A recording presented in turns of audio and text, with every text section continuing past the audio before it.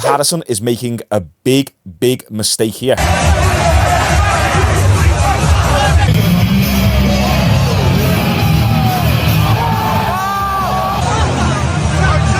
The Misfits card just took place last night, and overall, I'd say it was an okay event. A lot of people didn't like it, but we had some finishers on the card. The card finished early. It wasn't a 6 a.m. job like it usually is with the UFC, so I kind of enjoyed it. There was a few good fights, there was a few controversial moments, there was a bit of drama. We're not going to go through this card top to bottom. We're just going to take a look at the two most notable moments of the event, in my personal opinion. I'm not trying to be a professional commentator of influencer boxing. So the main thing we're going to talk about in today's video is the Ben Williams and Warren Spencer fight, which kind of ended in a bit of controversy. We're also going to talk about the HSTIKKYT0KKY fight, which was an absolute SHIT show. We're going to look at an interview of HSTIKKYT0KKY to see what he wants next. Harrison also got into a fight with someone in the crowd, and I'll tell you right now, the guy who he got into a fight with, he does not want smoke with. So we're going to cover that in the video. And yeah, that's it. So let's jump straight in. First off, let's talk about this Ben Williams and Warren Spencer fight. So Warren Spencer, friends with Andrew Tate, bit of an entrepreneur, influencer. Ben Williams got a pretty decent amateur record,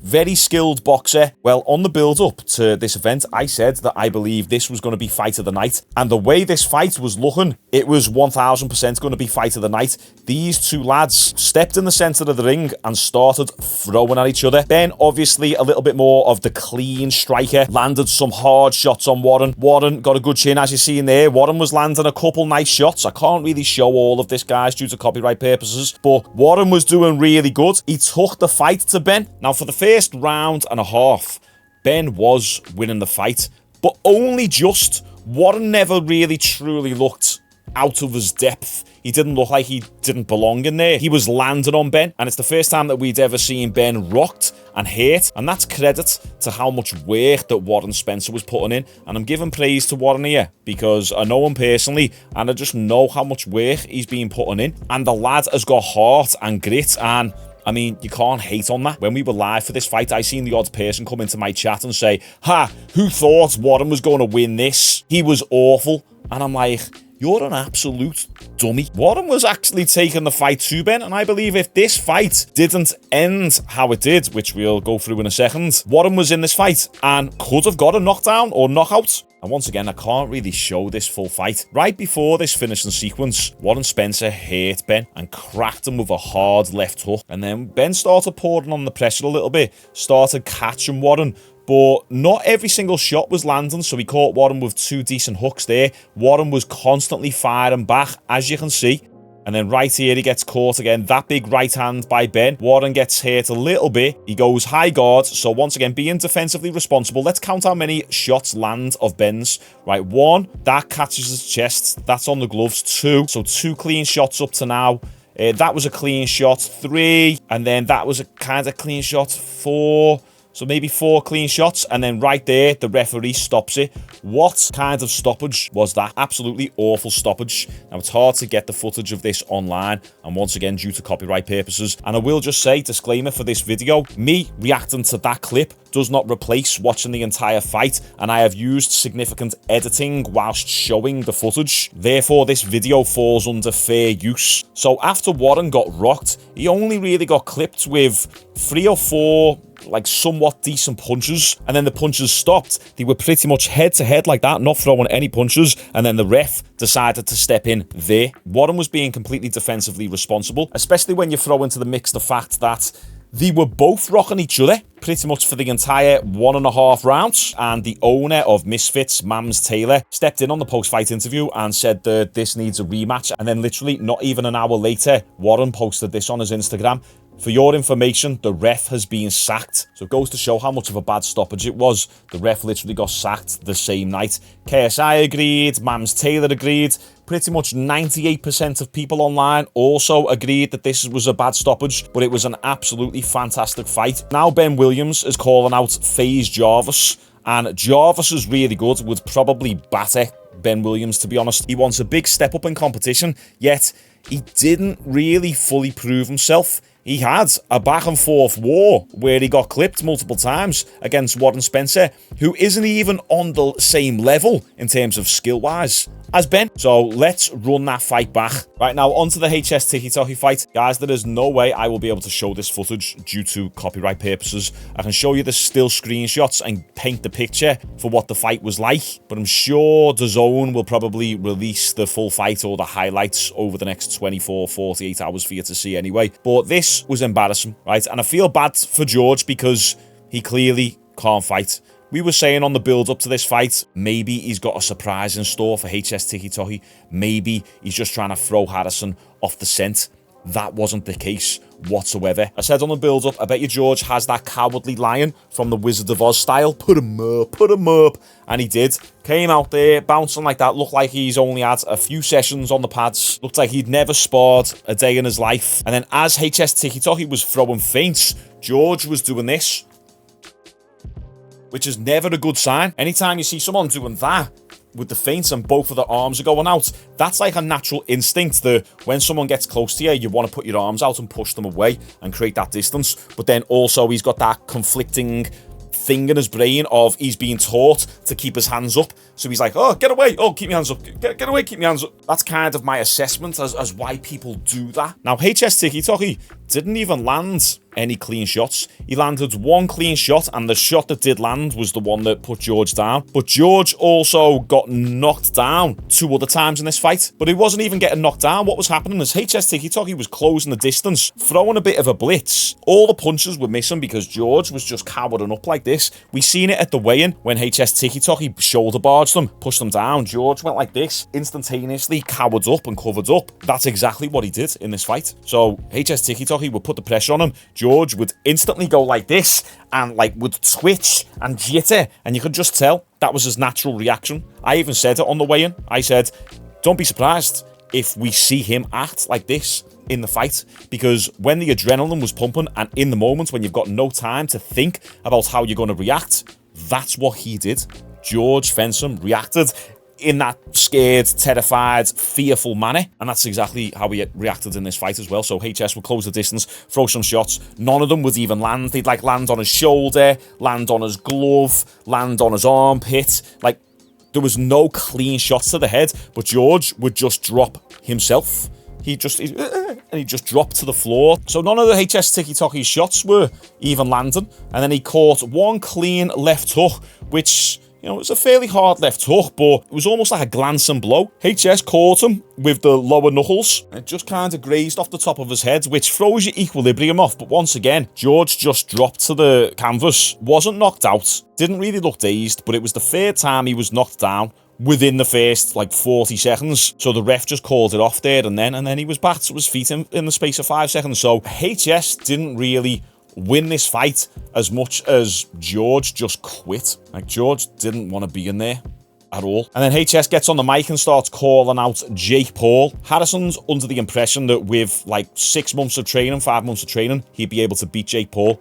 I don't think that's the case whatsoever. I think Jake Paul would KO Harrison. Harrison is big, he's athletic, but he is very stiff. And we haven't actually seen him fight anyone who can fight yet. So we haven't seen HS in all the fights he's had fight anyone with skill.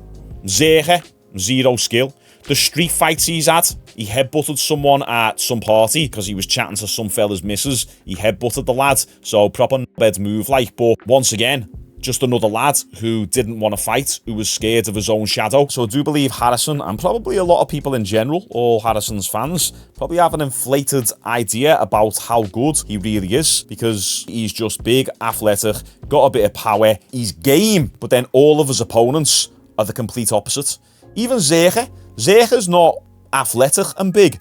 Zeger's fat and big. He's got no athleticism. He's got knock knees, flat feet. And before we get into the big fight that erupted, let's just quickly watch this interview that HS did. Him talking about his next opponents that he wants. Only 18 months, right? When you do that sort of thing, does that not sort of make you think... 18 months? Yeah, fighting, get it all done. Oh, right. Yeah. Does that not sort of make you want to think, now you could stick this out for longer? No, the reason being because, you know, I think it all depends what you're doing the fighting for. For me, I'm doing it more for like the legacy and just to be the best influencer boxer and dip out. I don't want to be fighting, getting brain problems, because I can fight someone 10 times better than that. They can smash me in the head and I can actually get some damage. Pay attention to what he just said there. He's not doing this to get brain damage. He's not trying to fight anyone good. That's what he's essentially saying. But if he fights Jake Paul, he would get brain damage. So I'm just here to do a quick in and out, show everyone I'm the best and leave. You mentioned Jake Paul there. Man's been saying that if they can't do the KSI fight, then that's the option. Yeah, we're cooking that. Everyone's cooking that, and that's what's going to happen. You're going to see me knock out the next guy. I'll probably fight in October, then I'll fight again in November, then January, and then Jake Paul next summer, and I'll knock him out as well. Realistically, within the next sort of 12 months? Within the next 12 months, you'll see me fight Jake, and I'll smash him up. Nah. Jacob Bartok HS. Right, now here Harrison talks about his next 3 fights that he wants. Yeah. If I said dream 3 next fights. Yeah, all right, Zerka in America, Miami, pay-per-view. Is that realistic, do you think? Yeah, if Zerka gets 300, 400 bags, he'll do it. Me versus Zerka. 300, 400, bro. Yeah, he makes P. He makes money, yeah. Zerka, Miami, pay-per-view. And then, who's better than him? Oh, I don't know. Who's better than Zerka? Straight to Paul, mate. You never know. No, I need a bit of cooking before Paul. Maybe Logan, then Jake, actually. That's probably good. Zerka, then Bradley Martin, then Logan, then Jake. That's what I'll do. We need to see Bradley Martin. I'll he Bradley can't keep saying he's going to beat like Devin Haney. Bro, tell Bradley to fight me. I'm cruiserweight, yeah. He's heavyweight, and I'll bang him up. Come on. I actually agree with that. I do believe that Harrison would defeat Bradley Martin. He'd defeat Zerka, but then I think Logan would beat him, and I also believe Jake Paul would beat him. They've been doing it for too long. That's the thing. The experience actually matters. Right, now onto this scuffle that Harrison had in the crowd. Harrison just said he doesn't want brain damage. Let's watch this video, because Harrison is making a big mistake here.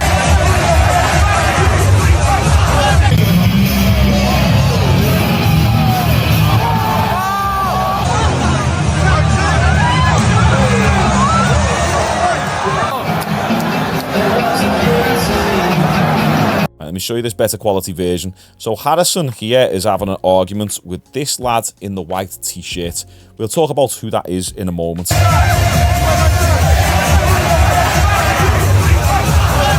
You heard the lad in the white t-shirt very slightly, just about heard him say, "Fight me." He's also Scouse as well. You hear him go, "Fight me." Now, HS spits at him.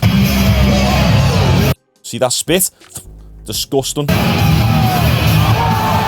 Catches the lad with a little right hook.